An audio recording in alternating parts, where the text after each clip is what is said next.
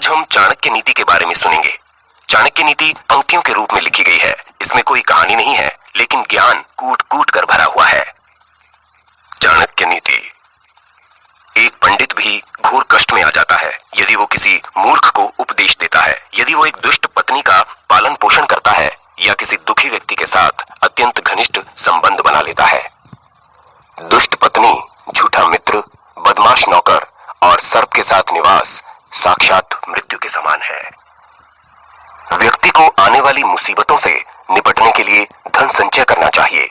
उसे धन संपदा त्याग कर पत्नी की सुरक्षा करनी चाहिए। लेकिन यदि आत्मा की सुरक्षा की बात आती है तो उसे धन और पत्नी दोनों को तुच्छ समझना चाहिए। उस देश में निवास न करें जहां आपकी कोई इज्जत नहीं हो, जहां आप रोजगार नहीं कमा सकते, जहां आपका कोई मित्र नहीं और जहां आप कोई ज्ञान अर्जित नहीं कर सकते। अच्छा मित्र वही है जो हमें निम्नलिखित परिस्थितियों में नहीं त्यागे।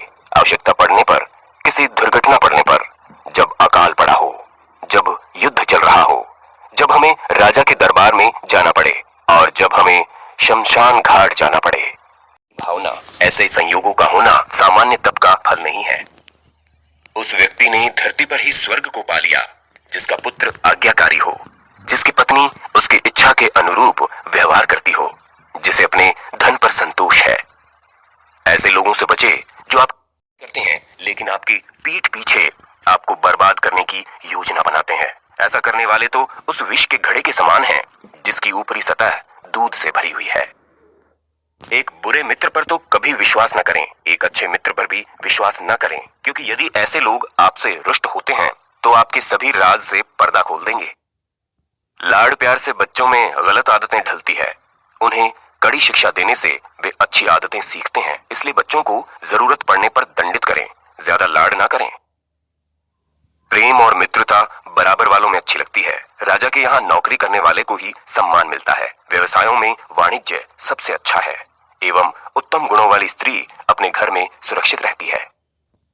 एक दुर्जन और एक सर्प में ये अंतर है कि सांप तभी डंक मारेगा जब उसकी जान को खतरा हो, लेकिन दुर्जन पग पग पर हानि पहुंचाने की कोशिश करेगा।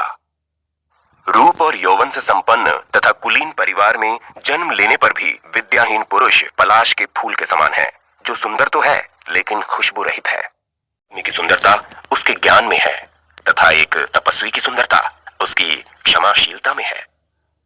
कुल की रक्षा के लिए एक सदस्य का बलिदान दें, गांव की रक्षा के लिए एक कुल का बलिदान दें, देश की रक्षा के लिए एक गांव का बलिदान दें और आत्मा की रक्षा के लिए देश का बलिदान दें।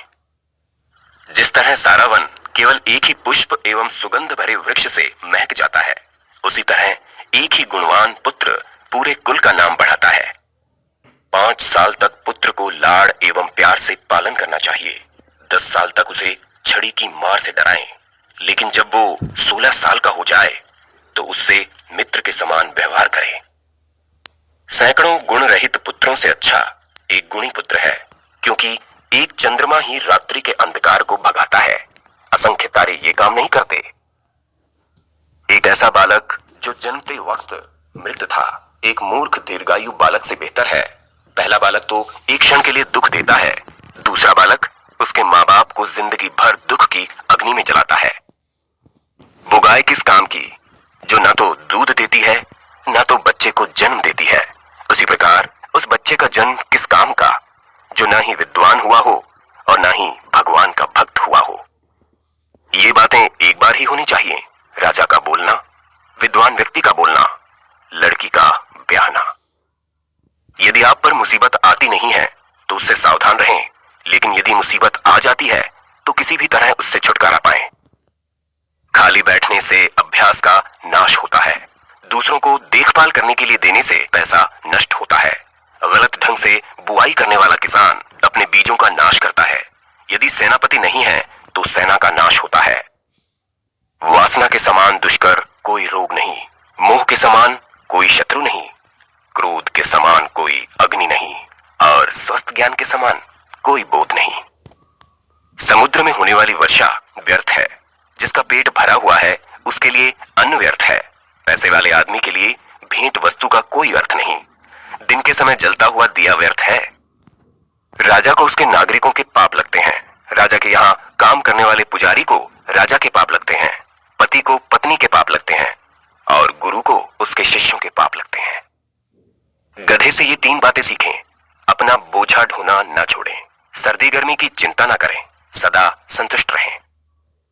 एक बुद्धिमान व्यक्ति को निम्नलिखित बातें किसी को नहीं बतानी चाहिए कि उसकी दौलत खो चुकी है, उसे क्रोध आ गया है, उसकी पत्नी ने जो गलत व्यवहार किया, लोगों ने उसे जो गालियां दी, वो किस प्रकार बेइज्जत हुआ है। व्यक्ति को हमेशा 3 चीजों से संतुष्ट रहना चाहिए।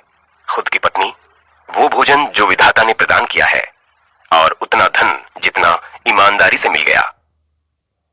और व्यक्ति को इन 3 चीजों से संतुष्ट नहीं होना चाहिए। अभ्यास, भगवान का नाम स्मरण और परोपकार। हाथी से 1000 गज की दूरी रखें, घोड़े से 100 की, सींग वाले जानवर से 10 की, लेकिन दुष्ट जहां भी हो उस जगह से ही निकल जाए। एक शक्तिशाली आदमी से उसकी बात मानकर समझौता करें, एक दुष्ट का प्रतिकार करें, और जिनकी शक्ति आपकी शक्ति के बराबर है उनसे समझौता विनम्रता से या कठोरता से करें। सुंदरता तारुण्य और मीठे वचनों में है। यदि आप शेर की गुफा में जाते हो तो आपको हाथी के माथे का मणि मिल सकता है, लेकिन यदि आप लोमड़ी जहां रहती है वहां जाते हो तो बछड़े की पूंछ या गधे की हड्डी के अलावा कुछ नहीं मिलेगा। यदि ज्ञान को उपयोग में न लाया जाए तो वो खो जाता है। आदमी यदि अज्ञानी है तो खो जाता है। सेनापति के बिना सेना खो जाती है, पति के बिना पत्नी खो जाती है। वो कमीने लोग जो दूसरों की गुप्त खामियों को उजागर करते हुए फिरते हैं उसी तरह नष्ट हो जाते हैं जिस तरह कोई सांप चींटियों की टीलों में जाकर मर जाता है। इन सातों को जगा दें यदि वो सो गए हैं।